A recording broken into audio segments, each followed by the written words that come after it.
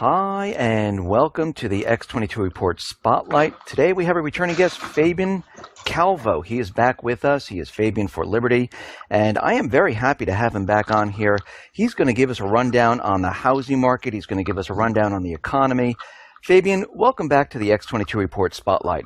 Hey, how you doing, Dave? Love X22 Report. You put out great work, so it's always a pleasure to be on. Hey, thank you very much. Let's just start out with housing right now. And we're getting reports from Case-Shiller, from the corporate media, from the government that, housing prices, they're just going through the roof. And the last time we saw this was back in 2007, 2008, where prices were continually climbing. Do you believe that the housing market is in a bubble right now, or is this normal what we're seeing? No, I think it's definitely not just a bubble, but a hyper bubble along with stocks. But with the real estate market, look, back in 2011, I produced a documentary short titled House of Cards, Real Estate Big Secret, where I basically laid out everything that has happened. This is something that I do for a living. I have for the last 16 years of my life. And so, I knew back then, just from being on the front lines of this industry, that you had hedge funds and private equities and a lot of very wealthy individuals buying up a lot of distressed debt and properties after the crash.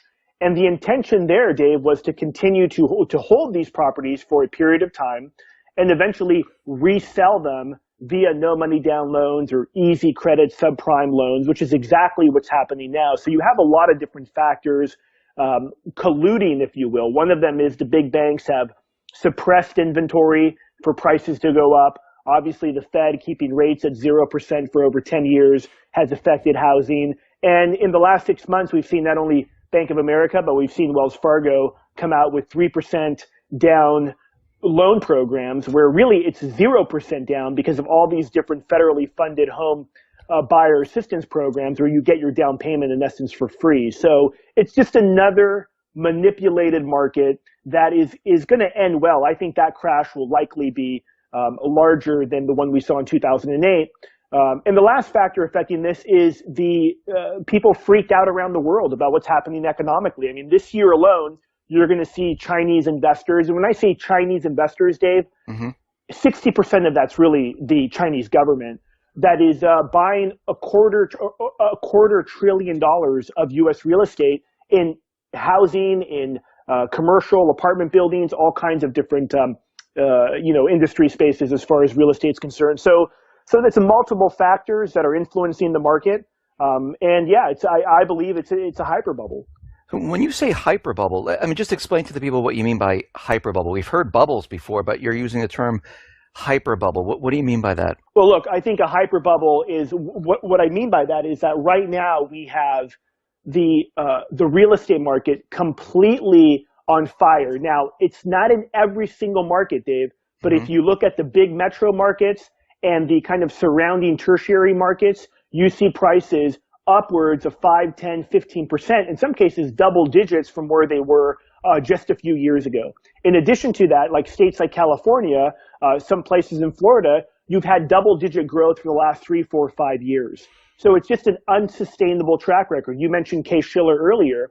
In many markets, housing prices have surpassed what they were in 2008. So 2008, there was a major bubble. 2007, the crash of 2008 was a major bubble. Now, it's not like the inventory was swept clean and you had all of a sudden free market capitalism that led to another boom in prices. No, they doubled down on the manipulation, creating what I believe is this hyper bubble, a much larger bubble than what we saw back in 2006 to 2008. Now, you mentioned the Chinese government is purchasing real estate. Why are they doing this? Is this a safe haven, or are they looking to stash cash? Why are they out there purchasing so much real estate? And I should know, too, it's not just in the United States. In Canada, places like Vancouver and Toronto, Dave, you have home prices. The medium home price in Vancouver is almost $1 million because you have foreigners, mostly Chinese, that are coming in and they're paying whatever they can just to park some cash and get it out of China, which is interesting if you think about it. I think many of the listeners listening today, you and I included, Dave, would, believe that, look, maybe America is not the biggest hedge against a global crisis because of the unsustainable debts that the U.S. government currently holds. But certainly people in China and other people in Europe, around the world, believe America is still a safe haven. And so that's why you're seeing them park money here, not only for the safe haven aspect, but also because they're able to get visas to bring their families over here if they park a certain amount of cash in the U.S. But I think they're trying to preserve wealth. And the way that they see that is by buying real estate, mostly in affluent markets or bigger metro markets that they believe will hold their value long term. Do you think this bubble was driven by, like you said, the foreign investors, maybe hedge funds, maybe investment companies? Do you think most of the American people are sitting on the sidelines where they're not actually purchasing, or do you see Americans actually out there purchasing? Well, I certainly see people that are investors, which I deal with a lot, buying real estate today. I think that, look, you had, in March, you had the largest bump in mortgage applications. And again, they're trying to create a situation, a new subprime. I mean, going back to that Wells Fargo new home loan program, you need a 580 credit score to qualify for it. I mean, a 580 credit score under any circumstances is pretty horrible. Yeah. So they're repeating the no money down, really the easy financing subprime. The Fed's trying to create a wealth effect where people, they buy a home, they feel more wealthy. The Fed thinks they'll go out and spend more money. The point is, I think what we've seen is a collusion between mainstream media, central bankers, and Wall Street bankers, all colluding, and the federal government as well, all colluding to try to boost home prices. Look, I will often say in my videos, Dave, I'm surprised housing's not talked about more. I look at it as one of the cornerstones of the U.S. economy, for the simple reason that it's one of the biggest drivers of this total fraud, illusion, fairy tale that the Fed calls the wealth effect, or what Ben Bernanke called the wealth effect, where they think that people become a homeowner and magically they're going to spend more money because they think, wow, I bought a home. It's the American dream. Look how great I am. That experiment has failed horribly. I agree with you. I look at real estate also, and I do believe that this is the cornerstone of what is going on here. And I think that's one of the reasons why they had to push the housing prices up, because when the people see housing prices go up, they automatically feel that everything is fine. Well, yeah, they feel everything's fine. Another thing, Dave, in the last 3 or 4 months, you've seen refinances, surpassing and hitting new records as far as people refinancing and using their homes as ATMs again. And then, so yeah, they're basically repeating the same exact thing that I believe we saw. But going back to the point of the question was, are Americans buying in? Look, the millennial generation, 20s to 35-year-olds in that range, they're the biggest demographic in the United States. And they're saddled, many of them, with student debt. Many of them can't qualify to buy a home. And the Fed and the U.S., the government, politicians want to get this segment, this demographic, to buy homes. And that's where they're targeting for this, what I believe is this next big wave in price escalations that we're going to see. This is exactly what I talked about in that documentary short that I mentioned earlier. The last stage of this, we're already beginning to see it, was a rollout of easy financing. So all the big landlords in America, i.e. the hedge funds and private equities and sovereign wealth funds that have bought a ton of real estate, are going to begin to transfer the assets that they purchased and unload them to unsuspecting American home buyers that are able to get cheap financing prior to the crash. Now, we already see Sam Zell, where he's out there saying it's time to sell. And he actually did this back in 2007, going into 2008, prior to that a little bit, where he was unloading his real estate. Now, I know he has a lot of real estate, but this is an indicator that he's getting out, isn't it? Or starting to get out. Well, he's starting to get out. He certainly has said he's no longer buying, at least at this point in time. He owns thousands and thousands of apartment buildings, apartment units. And so, yeah, he's begun to sell in markets like LA and other markets where the prices have just gone absolutely, kind of like that hockey stick graph where they've gone vertical. And so he, can't resist. And he's also talking about what the Fed's doing to housing with its rate policy. So yeah, look, in 2007, 2008, he called it perfectly. He sold a lot of his assets, did very, very well. He's doing the same thing again. And there's other billionaires, and I'm sure we'll get into this as well, but you look at just a Wall Street Journal article last week talking about George Soros buying gold miners, being very bearish on the global economy. So Sam Zell's not alone. What I find interesting is some of these very wealthy individuals, their solution varies. I mean, you have Ray Dalio from Bridgewater and Associates talking about we need helicopter money. We need the Fed to print money and to basically give it to big banks to lend out. So it's amazing. Even some of the most brilliant economic minds are coming up with solutions that I think are absolutely horrible, may work short term, but long term, they're going to be absolutely horrible. Let's switch gears to what the economy is doing right now. And we know from the beginning of this year, the stock market was down. It's been pushed back up. It's floating around. And precious metals, it went from, I think, 1,050 or so back in December. Now it's up into 1,200 and change. The president was out there telling us that actually twice that the economy is perfect. It's doing well. There are no problems whatsoever.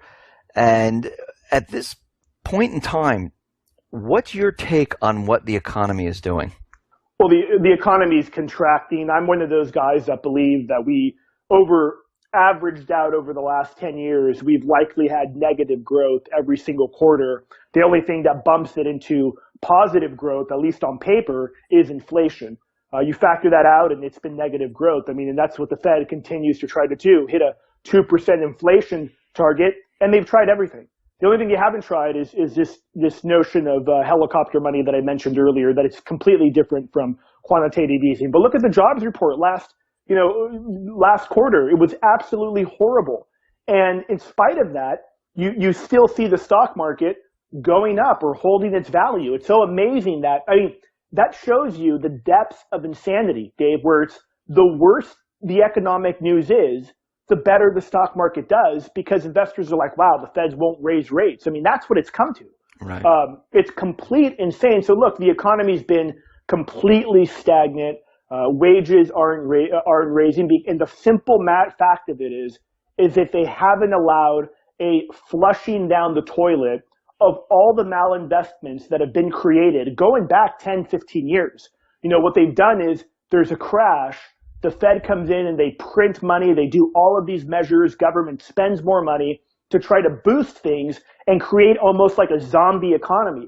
What should have been done in 2008 is let the whole thing crash, let banks fail, and rebuild off of that, but they'll never do that, unfortunately. I mean, that's the way a real free market economy should work, and that's not what we have today.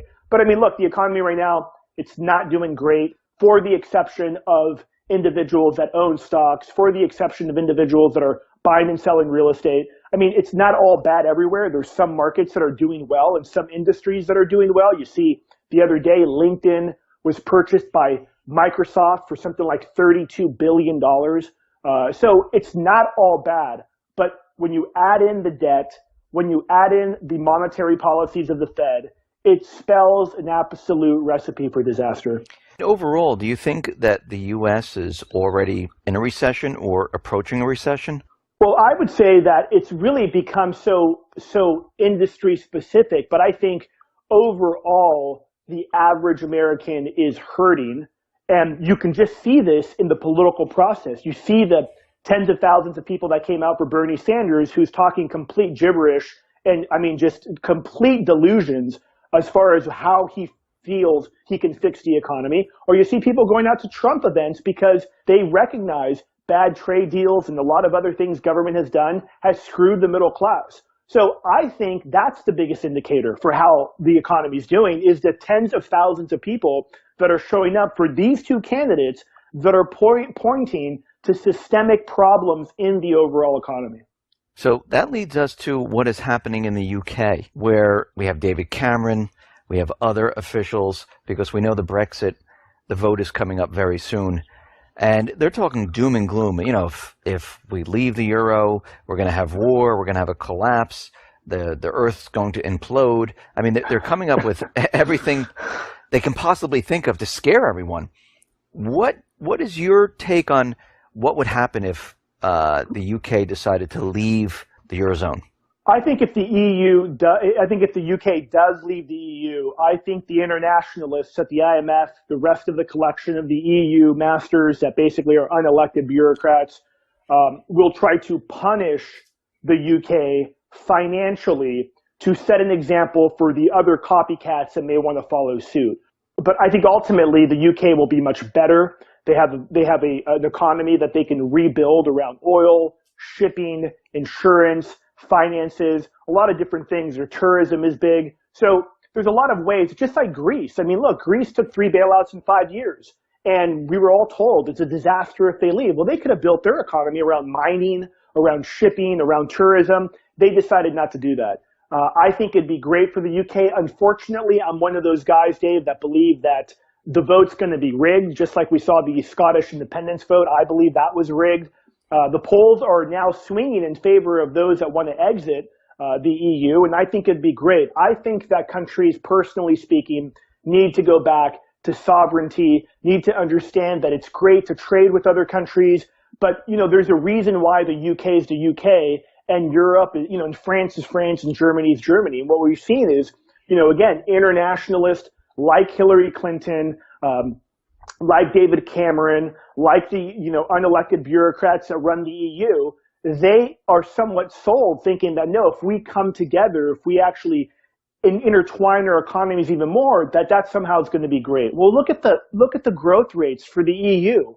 I mean, look at the fact that the UK needs to, in essence, continue to bail out and keep these Eastern European countries on life support that are poor. It just doesn't work out for the people in the UK. And I think that it'd be great if they left. It'd be a great example for sovereignty around the world. I just think that the vote's going to be rigged. I agree with you. I think the vote most likely will be rigged. Even if they do vote to exit, I mean, look what happened in Greece. They voted for a brand new government. Tsipras promised them everything that they wanted, and then he turned on the people. Right. I mean, he went along with whatever the central banks said, what the ECB said, what the IMF said, went along with that. And here Greece is, in more debt than ever. Nothing's improved there whatsoever.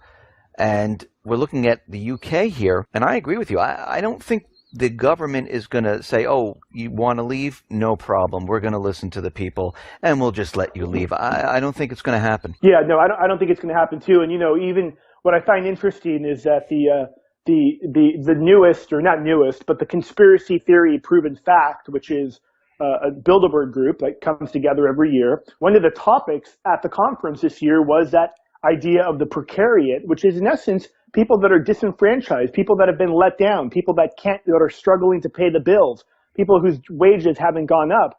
And I think when you combine that consensus from the world elite and kind of beginning to get freaked out that there's this rise in individuals that are understanding their fraud and that are no longer believing their lies, and you combine that with the rise of nationalism really around the world, from the Philippines to India to the United States, all over, they're freaked out.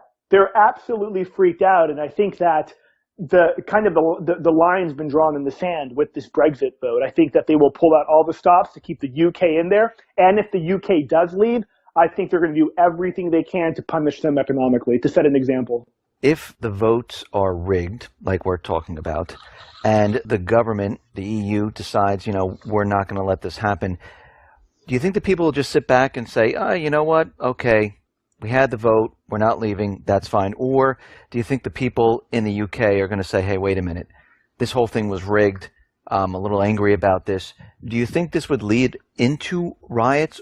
Or do you think this would lead into something happening there? That's a real interesting question. I think that event that you're talking about, Dave, is going to happen. Perhaps maybe not this time around in the UK, but the fact of it very well, it could be in Philadelphia, it could be in Cleveland, where the people, the will of the people is completely shut down by the powers that be, and people just lose total control. So those types of events, I think, are coming. Going back to the Bilderberg conference, talking about the precariat. With respect to the UK, that's what people were talking about. If they screwed over the Scottish independence vote, there's all kinds of evidence that MI6, MI5 was involved in rigging that election. and you saw nothing happen. And the truth is that the places like the UK, the government has the guns and the people have baseball bats. So it's kind of a tough, uphill battle. One of the reasons why every time you see like this horrible event we saw in Orlando, Right. it's not about a psychopath that killed people. No, it's about gun control. It's not about border control. It's about gun control. And there's a reason behind that. And that reason, I believe, and why they keep pushing the gun control is directly tied to how frail and fragile the economy is, not just in the United States, but I think around the world. Talking about guns and events, we see many things happening out in the Pacific, in the Middle East, of course, out in Eastern Europe. And we continually see all these incidences with China out in the South Pacific, with Russia, with the planes flying into certain areas, subs sailing into the English Channel. Are we on track for war? It's a crazy, crazy topic, Dave, right? I mean, and if somebody listening today is maybe just started listening to your channel and most of what they've exposed themselves to has been mainstream media, you hear that and you're like, no, that's never going to happen. But, it's unfortunately likely to happen. And it's one of those things, quite frankly, like most of the things that we've talked about on this interview, I hope I'm totally wrong about. I don't want these things to happen. I have 2 small kids. I want them to grow up with peace and prosperity. The simple fact is, though, is that you have such incompetence on the world stage today. It reminds me, it's reminiscent of World War I. And really everything we've talked about today, economically speaking, ties right into geopolitics and really ties into this like reset of the total economic order of really the world order. And I think that, let's say, for example, the US, Europe begin to really go down in flames. Look, China has probably the leader in economic problems. However, everybody has economic problems. And I think what we could potentially see is, countries, and we're already seeing it, the Russians, the Chinese, the Iranians coming together to try to kind of, counterbalance the US and Europe and what they believe are more so Washington, D.C. in this unipolar world where Washington thinks that they can make all the rules and everybody needs to follow them. So yes, I think that China is going to say, look, China's argument is pretty simple. The U.S. has 800 military bases around the world, troops in over 120 countries, a presence basically everywhere.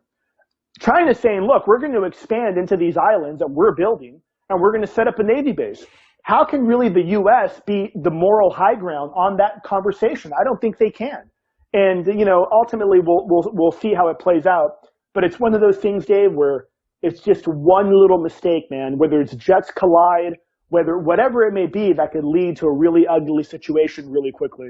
One little thing that happens could just kick off the entire event where it just has a chain reaction and, they tell us that we're in war. Do you think they're doing all of this to cover up for the economic problems? Well, whether it's to cover it up or not, I think it's potentially something that could be used in kind of a, wag the dog kind of a situation where they will use war to basically get out of people freaking out about the economy. A lot of people are talking about war in the Middle East or war in the South China Sea, and I've talked about it a lot as well. One of the scariest things, I think, is over the last couple of weeks in light of, and again, more so in light of this horrible incident in Orlando, we have neoconservatives in Congress and in Senate wanting a declaration of war against ISIS. They want to declare war. And during the wartime scenarios, we know federal government almost always has made limitations and restricted the First Amendment, the Second Amendment, the 10th Amendment, the Fourth and Fifth Amendment. And I think that's what's the scariest thing, Dave, quite frankly, is that, that war on terror, to quote John McCain, could last 100 years. Or if it's a declared war, that's therein to really begin to trample constitutional rights and liberties. And so I think that's a really, really scary development. In fact, I'm more concerned about that than really anything in the South China Sea.